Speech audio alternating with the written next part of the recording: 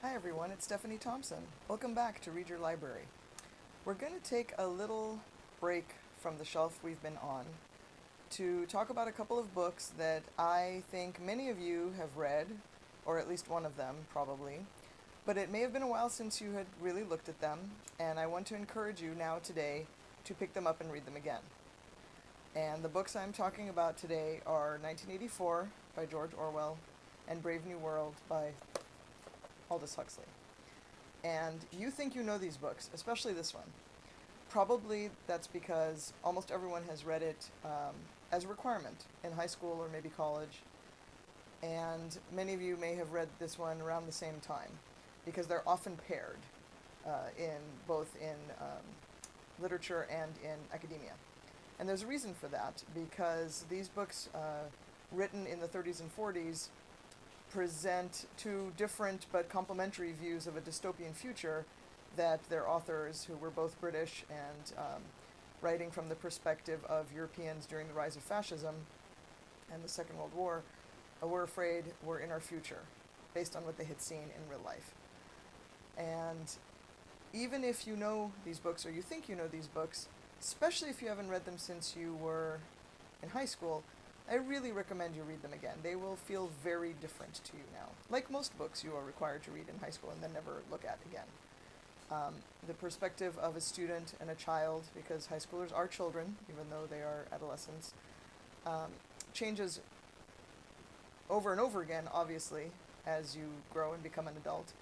Most books, just like movies, just like anything else, benefit from being reread if they are worthy books of literature, that is, every 10 years or so even, every generation, every age and stage of your life.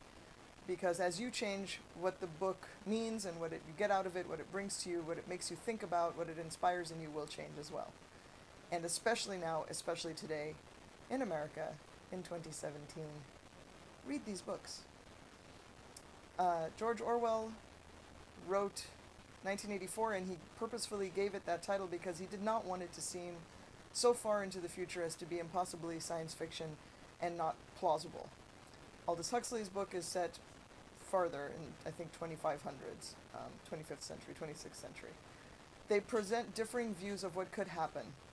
In Orwell's book, a fascist regime leans on political pressure, social pressure, torture and pain, and propaganda to force the population to believe outright lies or whatever the government essentially wants you to believe.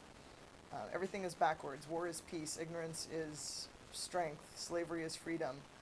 And by dint of torture, you will eventually swear that 2 + 2 is 5.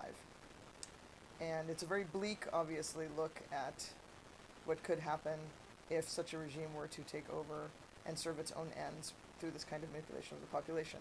Aldous Huxley's book, on the other hand, Brave New World, takes the opposite tack. It's not pain and torture that allow the population to be manipulated. It's the opposite. It's the overwhelming production of consumerism, pleasure, drugs, that keep the population so happy and complacent that they don't realize they're being manipulated. So in both senses there's manipulation, but from two very different angles. Orwell was afraid that people could be beaten into submission and would believe anything and do anything. Huxley was afraid that it wouldn't matter to people what was true anymore, that they wouldn't care, that it would be drowned in a wave of irrelevance and trivia, and that all they would want is to be comfortable and happy, and it wouldn't matter to them how that came about. So, read the books, have a good long think, let me know what you think, and thank you for tuning in yet again to Read Your Library, and I'll see you next time.